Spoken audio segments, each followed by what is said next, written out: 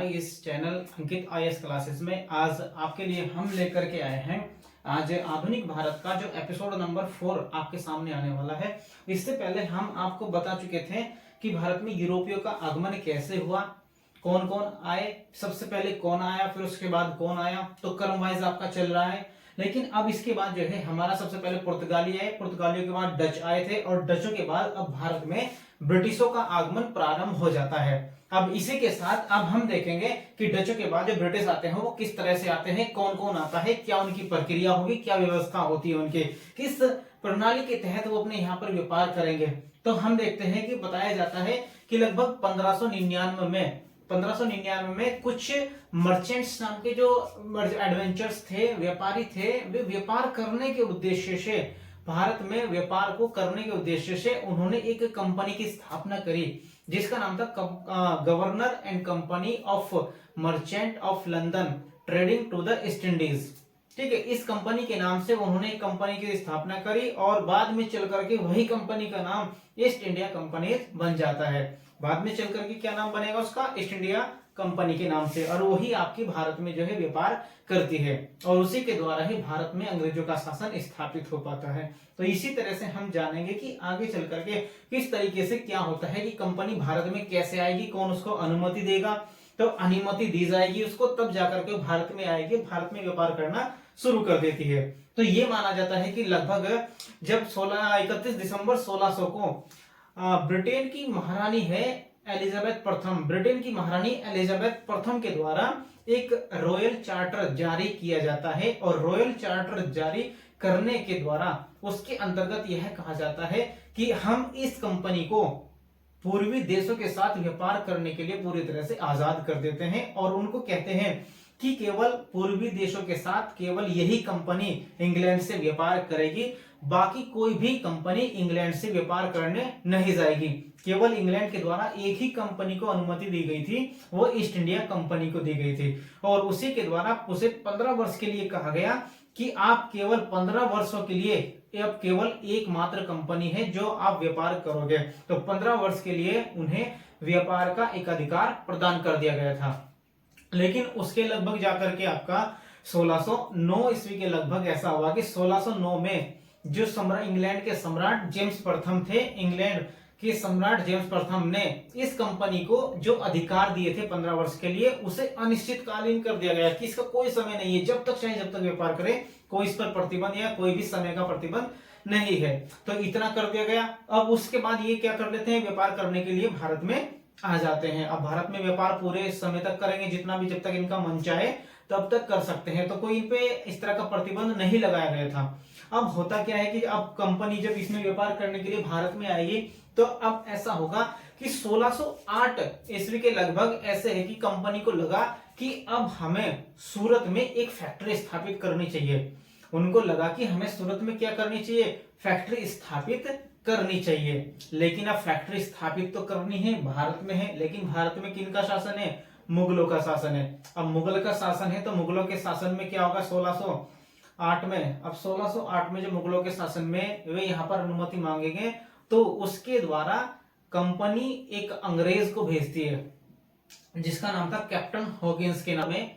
आता कौन है, अब जहांगीर के दरबार में कैप्टन हॉकिंस आएगा और आकर के इनसे अनुमति मांगने की कोशिश करता है, लेकिन इनको पूरी तरह से अनुमति नहीं देते हैं क्योंकि कैप्टन हॉकिंस को केवल व्यापार की तो अनुमति देते हैं लेकिन पूरी तरह से आपकी कंपनी स्थापित करने की अनुमति तो नहीं दे पाते हैं। लेकिन वो अच्छा फारसी भाषा बोलने वाला व्यक्ति था, कैप्टन हॉकिंस अच्छी तरह से फारसी भाषा बोलता था। जो जहांगीर थे ये भाई फारसी भाषा के जानकार थे, तो इनको भी अच्छा लगता था कि यार फारसी भाषा बोलने वाला हमारे साथ बात कर रहा है, यानी कि उनके साथ मिलजुल जाते हैं कि दूसरे देश से आए हैं, दूसरी जगह से, और हमारी भाषा में बात कर रहा है, क्योंकि सारे के सारे फारसी भाषा में बात करते थे।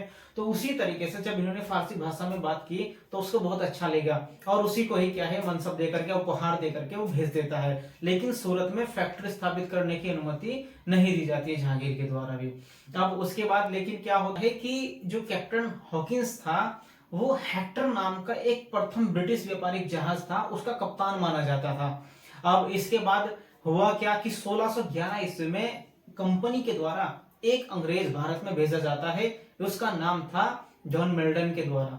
तो जॉन मिल्टन उसका नाम था, तो जॉन मिल्टन को ये कहा जाता है कि भाई तुम जाओ और जाकर के अब क्या करो, कुछ व्यापार करने की अनुमति मांगो। तो जॉन मिल्टन आता है भारत में, और जब आएगा जहांगीर के दरबार में, तो वहां आकर के उनसे अनुमति प्राप्त कर लेता है कि हम यहाँ पर व्यापार करना चाहते हैं भारत में। तो भारत के अंदर पूरी तरह से व्यापार करने के लिए अनुमति प्राप्त कर लेता है। अब इसके बाद क्या होता है कि अब लगभग 1612 है, 1612 में अंग्रेज और पुर्तगालियों के बीच में एक सवाली का युद्ध होता है, लगभग 1612 में। अब 1612 में दोनों के बीच युद्ध हुआ। अब उस युद्ध में अंग्रेजों के द्वारा पुर्तगालियों को बुरी तरह से हरा दिया जाता है। यानी कि जो पुर्तगाली पहले आए, उन्होंने व्यापार करना शुरू कर दिया भारत में, लेकिन अब जो है उन्होंने अंग्रेजों ने उनको पुर्तगालियों को पूरी तरह से वहां से भगा दिया था, सवाली से वहां से उनको हरा करके भगाया। अब अंग्रेजों ने क्या किया, अंग्रेजों ने वहां पर अपना कब्जा कर लिया। अब ये बात मुगलों को अच्छी लगी, मुगलों को लगा कि यार कि इन्होंने अंग्रेजों ने क्या किया कि पुर्तगालियों को यहां से भगाया। तो इसी बात से खुश होकर के मुगलों के द्वारा अंग्रेजों को 1613 में सूरत में एक स्थायी फैक्ट्री खोलने की अनुमति दे दी जाती है। अब अनुमति दे दी उनको 1613 में, तो 1613 में अंग्रेजों के द्वारा पहली स्थायी फैक्ट्री अपनी सूरत के अंदर खोल दी जाती है, स्थापित कर दी जाती है। अब इसके बाद जब उन्होंने वहां पर अपनी फैक्ट्री स्थापित कर दी, अब इसके बाद धीरे धीरे में अपना व्यापार सुचारू रूप से बढ़ाने लगते हैं, क्योंकि जब फैक्ट्री खुल जाती है, फैक्ट्री का मतलब है कि वे अपना जो व्यापार करेंगे, अपने जो सामान जो खरीदते हैं, वस्तुएं खरीदेंगे, उनको कहीं पर स्टोर करके भी रख सके। तो उनका ये मानना था। अब उन्होंने स्टोर करके रखने स्टार्ट कर दी। अब उसके बाद धीरे धीरे अब उनको पूरी तरह से क्या चाहिए, क्योंकि अभी तो सूरत में है, लेकिन अब उनको तो पूरे भारत में व्यापार करना था। अब उसके बाद क्या करेंगे वे, अब उसके बाद वे 1615 में एक जो कंपनी है, कंपनी के द्वारा एक अंग्रेज सर टॉमस रो के नाम से भारत में जहांगीर के दरबार में भेजा जाता है 1615 में। और जब वो 1615 में आएगा तो वो सूरत बंदरगाह पे उतरता है, या गुजरात में उतरेगा सूरत बंदरगाह पे। उसके बाद वो जाकर के आगरा में जाकर के किससे मिलता है, जहांगीर से मिलेगा। अब जब जहांगीर से वहां मिलेगा तो उसके साथ बातचीत करेगा। बातचीत करने के बाद उनसे पूरे जितना भी मुगल का क्षेत्र था, मुगलों का जहां तक आपका पूरे भारत में मुगलों का क्षेत्र था, वहां पर व्यापार करने की अनुमति मांग लेता है। तो ये सर टॉमस रो पूरी तरह से पूरे जहां पर मुगलों का शासन था, वहां पर व्यापार करने की अनुमति मांग लेता है। ठीक है, 23 तक माना जाता है कि 1623 तक अंग्रेजों के द्वारा भारत के अंदर सूरत हो गया, बंगाल हो गया, अहमदाबाद, सूरत बंगाल, अहमदाबाद, मसूलीपट्टनम, भड़ोच आदि क्षेत्रों तक अपनी फैक्ट्रियां स्थापित कर ली जाती है पूरी तरह। दक्षिण भारत में अंग्रेजों के द्वारा अपनी पहली फैक्ट्री कहां पर खोली गई, आपसे ये भी पूछेगा कि जब दक्षिण वाले क्षेत्र में है, अंग्रेजों के द्वारा अपनी पहली फैक्ट्री कहां पर खोली जाती है, तो दक्षिण भारत में अंग्रेजों के द्वारा सबसे पहली फैक्ट्री मसूलीपट्टनम में 1611 में खोली गई थी। मसूलीपट्टनम में 1611 में खोली गई थी, लेकिन 1611 में जो खोली थी वो स्थायी फैक्ट्री नहीं थी। ठीक है, वो अस्थायी रूप से खोली गई थी। तो 1611 में सबसे पहले खोली। अब उसके बाद 1639 की बात आती है कि 1639 में अपनी दूसरी फैक्ट्री मद्रास में खोलते हैं। तो पहली फैक्ट्री कहां पर खोली, मसूलीपट्टनम में, और दूसरी फैक्ट्री खोली इन्होंने मद्रास में 1639 में। तो ये माना कि दक्षिण भारत में यहाँ पर खोली थी इन्होंने अपनी फैक्ट्रियां। फिर उसके बाद पूछा जाता है कि इन्होंने पूर्वी भारत में, पूर्वी वाला जो भारत है आपका, इधर का बंगाल हो गया, असम, बिहार, इस तरह के जो क्षेत्र हैं आपके, इन क्षेत्रों में पूर्वी हिस्से में कहां पर पहली फैक्ट्री इन्होंने खोली थी। तो ये माना जाता है कि अंग्रेजों के द्वारा पूर्वी भारत में उड़ीसा के बालासोर में 1633 में अपनी पहली फैक्ट्री की स्थापना करी थी इन्होंने। अब उसके बाद दूसरी फैक्ट्री 1651 में हुगली नामक स्थान पर, 1651 बंगाल में है, हुगली नामक स्थान पर अपनी दूसरी फैक्ट्री स्थापित करने में सफलता प्राप्त की थी, इनके द्वारा की गई। इसके बाद इन्होंने बंगाल हो गया, पटना होगा, बिहार हो गया, ठीक है, और ढाका हो गया, पटना, बंगाल, बिहार, ढाका आदि क्षेत्रों में भी इन्होंने अपनी पूरी फैक्ट्री। एक अंग्रेज आता है, एक अंग्रेज अब आता है कि फ्रांसिस डे, एक अंग्रेज फ्रांसिस डे के नाम से आता है, जिसने 1639 में चंद्रगिरी के राजा से, जिसने 1639 में चंद्रगिरी के राजा से मद्रास को पट्टे पर ले लिया था। पट्टे पर ले लेते कि भाई हम इसके बदले में वार्षिक आपको इतना पैसा देंगे, तो पट्टे पर ले लिया और पट्टे पर लेने के बाद वहां पर अपने जो है किलेबंदी कर दी। पूरे मद्रास में क्या कर दिया, उसकी एक दीवार यानी कि अपने आप कोठी बना दी, अपनी किले बंद कर दिया, पूरी तरह से एक किला बनाया गया इस तरह से, जिसकी चारों तरफ क्या है, बहुत ऊंची ऊंची दीवारें थी, जिसके अंदर कोई प्रवेश नहीं कर सकता था। केवल कौन रहते थे, अंग्रेज रहेंगे। तो अंग्रेजों की ही सेना रहती थी, अंग्रेजों का सारा खाने पीने का ऑफिस सब कुछ होता है वो किले के अंदर ही होता था। तो इन्होंने अपना किला बनाया कहां पर, मद्रास में। किससे लेकर के, चंद्रगिरी के राजा से लेकर के पट्टे पर लिया और वहां पर पूरे किलेबंदी कर दी। और किलेबंदी करने के बाद वहां पर अपनी फैक्ट्री चलाना शुरू कर दिया। अब उसी के बाद जब इन्होंने अपनी किलेबंदी कर दी, तो उसके बाद इनके द्वारा अपनी किलेबंदी कर दी जाती है। तो उस किलेबंदी को ये क्या नाम देते हैं, तो उस किलेबंदी को इनके द्वारा फोर्ट सेंट जॉर्ज नाम दिया जाता है। फोर्ट सेंट जॉर्ज नाम दिया जाता है। तो आपसे पूछा जाता है कि फोर्ट सेंट जॉर्ज नाम का किला इनके द्वारा कहां पर स्थापित किया गया था। तो मद्रास के अंदर जो किला इन्होंने बनाया था उसका नाम रखा गया था फोर्ट सेंट जॉर्ज के नाम से। और एक बात यह है कि अब 1632 की लगभग 1632 में एक जो सुल्तान थे, 1632 में गोलकुंडा नाम का एक क्षेत्र है, जहां पर आप तेलंगाना है, तेलंगाना वाला जो क्षेत्र उसे गोलकुंडा के नाम से भी जाना जाता था। तो 1632 में गोलकुंडा के सुल्तान के द्वारा कंपनी को एक सुनहरा फरमान जारी किया गया था, एक सुनहरा फरमान जारी किया गया, जिसमें गोलकुंडा के अंतर्गत पूरी कंपनी को मुफ्त व्यापार करने की या स्वतंत्रता पूर्वक व्यापार करने की अनुमति दे दी गई थी। और एक अभी घटना ऐसी होती है कि लगभग 1668 ईस्वी में, 1668 ईस्वी में जो अंग्रेजों को बंबई जो है, यानी कि अंग्रेजों को बंबई दहेज में मिल जाता है। जब अंग्रेजों को या कंपनी को बंबई पुर्तगालियों के द्वारा दहेज में दे दिया जाता है, जब दहेज में मिल गया तो उनके पास बंबई आ गया। बंबई भी बहुत बड़ा बंदरगाह माना जाता था और उसी कारण उनका जो व्यापार है पूरी तरह से बंबई से होने लगा। अब भौगोलिक दृष्टि से अगर देखा जाए तो बंबई और सूरत दोनों में अगर कंपैरिजन किया जाए तो बंबई जो शहर है, बंबई जो बंदरगाह है, वो सबसे महत्वपूर्ण माना जाता है। अब ऐसा ही हुआ कि धीरे धीरे जब इन्होंने व्यापार करना शुरू कर दिया तो सब व्यापार जो है सबसे ज्यादा बंबई से होने लगा, बंबई बंदरगाह से। अब इसी तरह माना जाता है कि इस समय सूरत बंदरगाह का स्थान बंबई बंदरगाह के द्वारा ले लिया जाता। और 1686 में ऐसा हुआ कि 1686 में अंग्रेजों ने हुगली नामक शहर को पूरी तरह से लूट लिया था।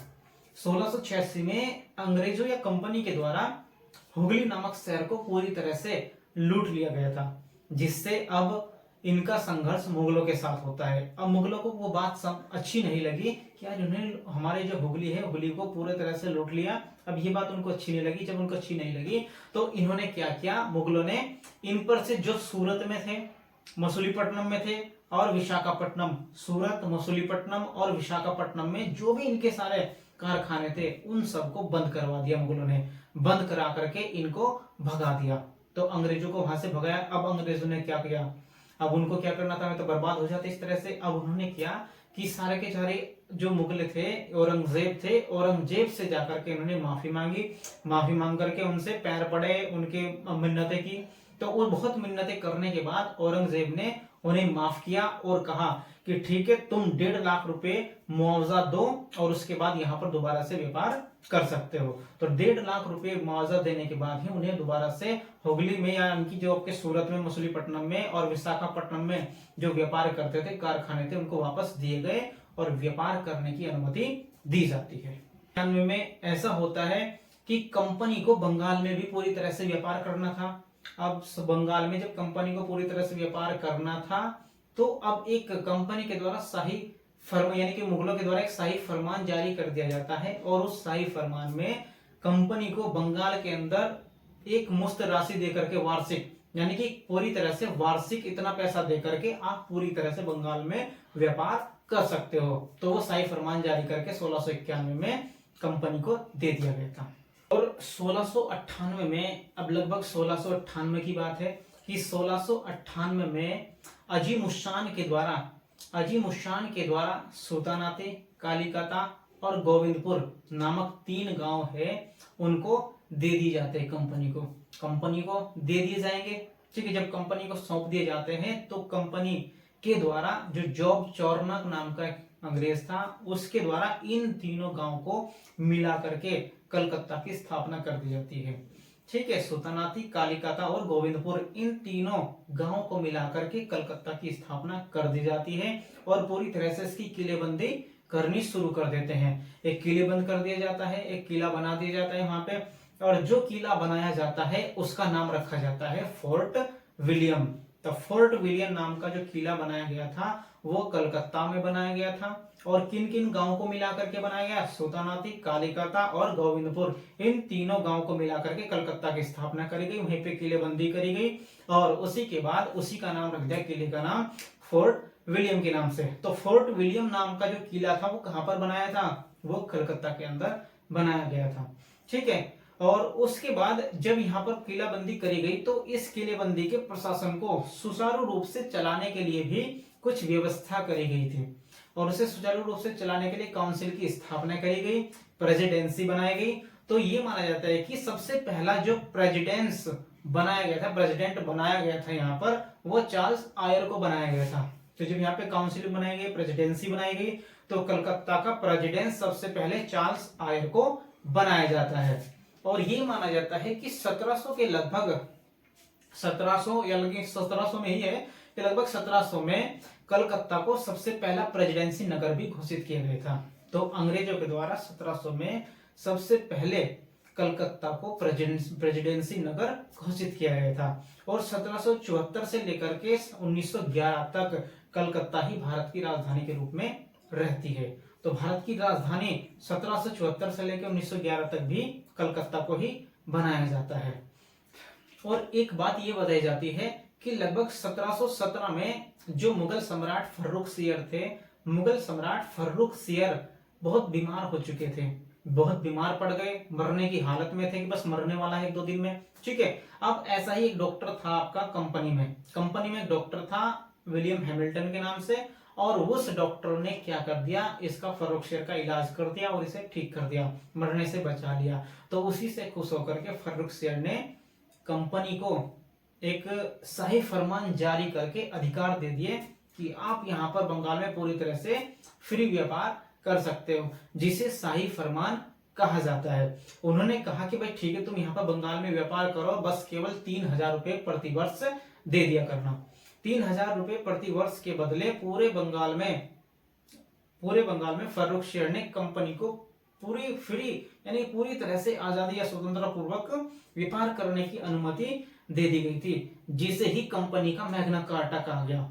तो यानी कि इसी शाही फरमान को कंपनी का मैग्ना कार्टा कहा गया। 1717 में फर्रुख सियर के द्वारा शाही फरमान कंपनी को जो जारी किया गया, उसी को ही कंपनी का मैग्ना कार्टा कहा गया था। और ये कहा जाता है कि कंपनी को केवल वही कर देने होते थे जो भारतीय दिया करते थे, अलग से कोई भी टैक्स नहीं देना पड़ता था वहां पर। तो इतनी आजादी इनको मिल चुकी थी और इसी तरह से इन्होंने अपना व्यापार शुरू कर दिया था, पूरी तरह से अपना व्यापार बढ़ाना शुरू कर दिया। तो ये था आपका अंग्रेजों का या ब्रिटिश कंपनियों का आगमन। तो ब्रिटिश कंपनी कब आई, कैसे कैसे आई, कब कब इन्होंने अपनी स्थापना करी, कब कब कौन सी फैक्ट्री कहां पर लगाई, तो इस तरह से पूरी तरह से आपने ये पढ़ा, ब्रिटिशों का आगमन है। तो इन सारी बातों को आप याद रखेंगे, ध्यान से समझेंगे, ध्यान से पढ़ेंगे। और इसके बाद जो नेक्स्ट है आपका, ठीक है, डेनिसों का आगमन होगा, तो ठीक है, तो उसके बाद नेक्स्ट आपका कल करेंगे। ठीक है, आज इतना ही है। ठीक है, थैंक यू।